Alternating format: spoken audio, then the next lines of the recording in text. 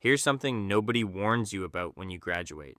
The financial mistakes you make at 23 don't just cost you money that year, they cost you decades of compound growth, opportunities you'll never see, and freedom you won't have when you're 45. Most people in their 20s think they're being responsible because they're paying their bills on time. Meanwhile, they're making errors that will follow them for the next 30 years.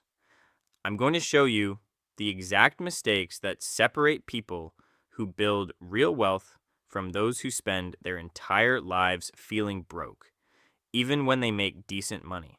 And the terrifying part, most of these errors feel completely normal when you're making them.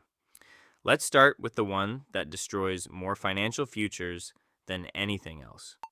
Only 47% of Americans can cover a $1,000 emergency without borrowing money or going into debt. Read that again. Half the country would need to borrow money if their car broke down tomorrow. For people under 30, the numbers are even worse. The median emergency savings for Gen Z is $400. $400 standing between you and complete financial chaos. You know what happens when you don't have emergency savings? Every unexpected expense becomes a crisis that pushes you further into debt. Your laptop dies, and suddenly you're putting $1,200 on a credit card at 22% interest. Your car needs new brakes, and now you're taking out a personal loan. A medical bill arrives, and you're choosing between paying it or paying rent. This creates a cycle that's nearly impossible to break. You're constantly reacting to emergencies instead of building toward anything. And the psychological damage is just as bad as the financial damage. When you have no buffer, every day feels precarious. You can't take career risks because you need that paycheck immediately. You can't negotiate better terms on anything because you're desperate. Financial experts recommend 3 to 6 months of expenses saved in an easily accessible account.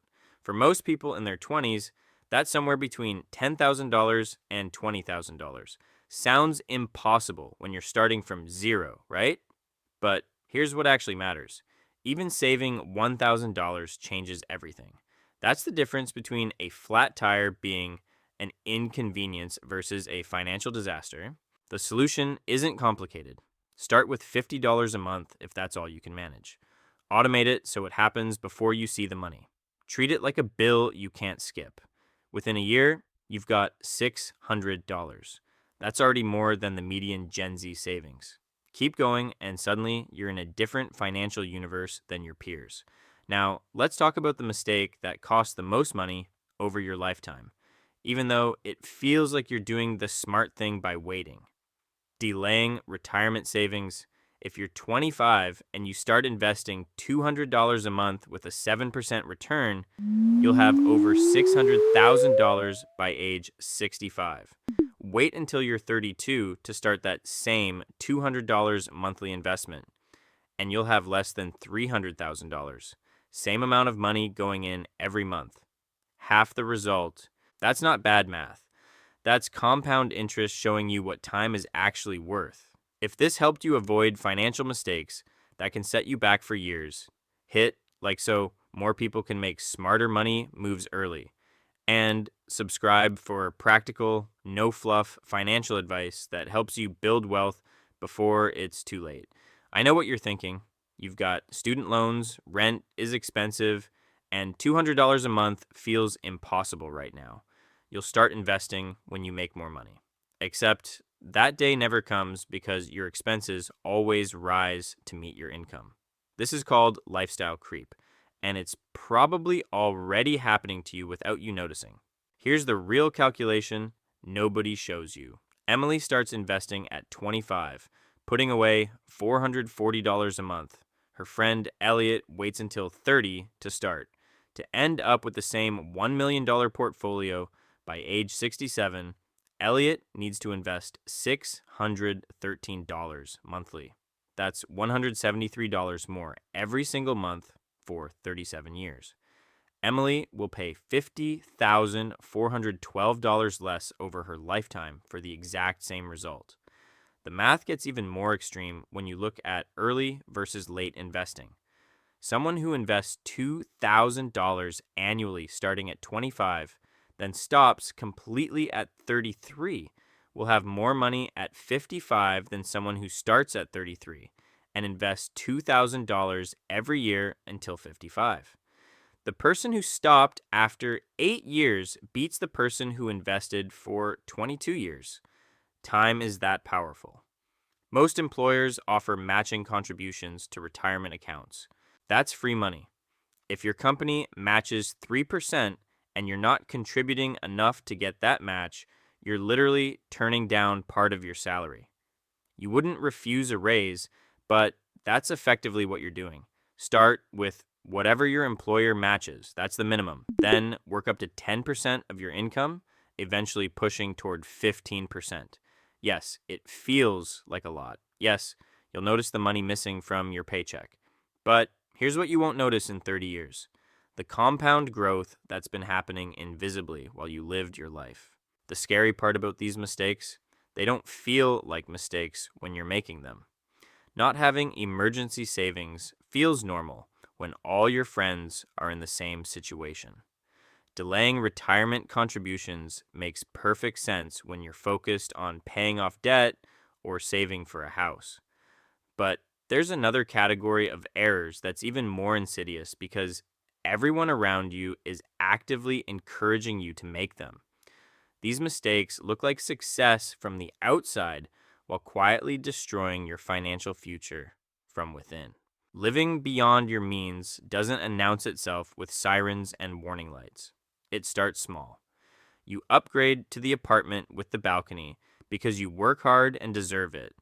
You finance the car with the premium sound system because the monthly payment seems manageable. You take that vacation on credit because everyone else is traveling and you don't want to miss out. Then one day you realize you're spending more than 30% of your income on rent. Your car payment is eating another 15%, and you're carrying a credit card balance that never seems to shrink, no matter how much you pay. This is the trap that catches people who think they're being responsible. The math looks fine in isolation. Each decision seems justified. Together, they're suffocating your financial future. Here's what actually happens: you get a raise. Finally, some breathing room. Except that breathing room disappears within 3 months because you've unconsciously upgraded everything else to match. Better restaurants, nicer clothes, a streaming service you barely use. This is lifestyle creep, and it's why people making 6 figures can feel just as broke as they did making $40,000. The real damage shows up in your credit card statement. 29% of Americans have more credit card debt than emergency savings. Let that sink in. They're paying 18% to 25% interest on debt while earning maybe 0.5% on savings. That's not a strategy. That's financial quicksand. Credit cards aren't evil. They're tools, but using them for lifestyle maintenance instead of building credit is like using a chainsaw to butter toast. Technically possible, definitely stupid. Keep your balance under 30% of your limit. Pay it off every month. If you can't do both those things consistently, you're using credit cards wrong. The invisible killer is all those small purchases you don't track. That twice weekly coffee run costs $50 monthly. Food delivery adds $200 between fees and tips. The premium subscriptions you forgot about drain another $100. None of these feel significant individually. Together, they're $350 monthly that could be building your emergency fund instead. Most people have no idea where their money actually goes because they don't budget. Not tracking spending isn't about being carefree or spontaneous. It's about being blind. You can't fix problems you can't see. The 50-30-20 rule works if you'll actually use it. 50% for needs, 30% for wants, 20% for savings and debt. Simple, effective, completely ignored by most people under 30. Student loans deserve their own category of mistakes because the consequences stretch for decades. Taking $100,000 in loans for an entry level career isn't bold. It's mathematical suicide. Your monthly payment on that debt will haunt you until you're nearly 40. Meanwhile, you're not saving for retirement, not building emergency funds, not investing in anything except paying back your past. The second mistake is ignoring repayment options. The standard 10-year plan has the lowest total cost but the highest monthly payments. Income driven plans exist specifically to prevent your loans from destroying your budget while you're building your career. Not exploring these options because you don't want to deal with paperwork is like refusing to look at a map because reading is annoying. Your credit score is watching everything.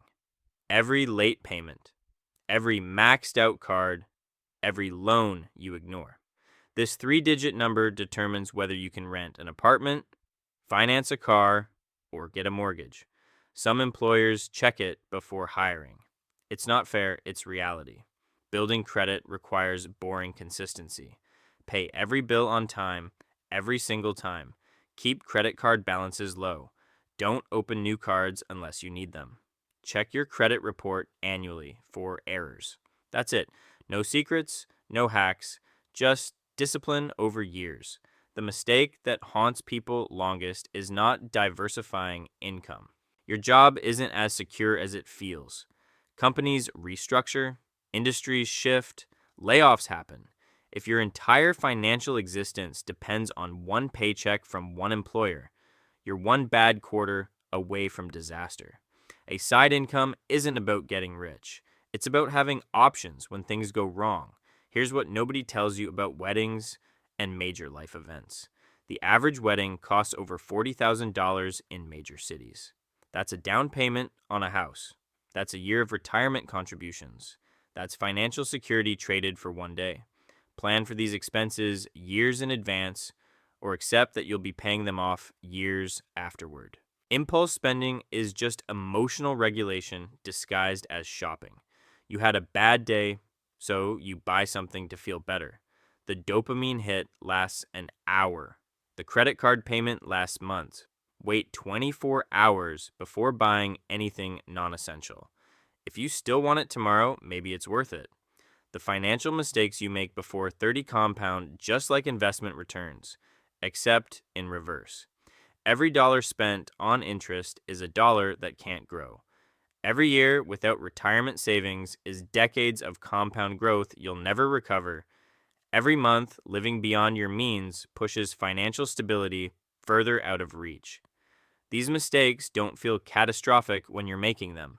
That's exactly what makes them catastrophic. The difference between financial security and perpetual struggle often comes down to decisions you make before your brain is fully developed. 25-year-old, you doesn't feel the consequences of skipping retirement contributions. 35-year-old, you absolutely will. The person living paycheck to paycheck at 45 isn't necessarily making less money than their financially secure peers. They're just still paying for mistakes they made at 23. Nobody's coming to save you from these errors. Your parents can't fix compound interest working against you for decades. Your future raise won't undo years of lifestyle creep. The market won't wait for you to figure out investing. Every month you delay is opportunity cost you can't recover. But here's what should actually scare you. These mistakes are completely avoidable. Emergency funds, retirement contributions, living within your means, none of this requires genius. It requires consistency over years when everyone around you is making the opposite choice. The people building real wealth in their 30s and 40s aren't smarter. They just started making boring, disciplined decisions earlier. They stopped trying to look successful and focused on actually becoming financially secure. That's the only path that works. Everything else is just expensive theater.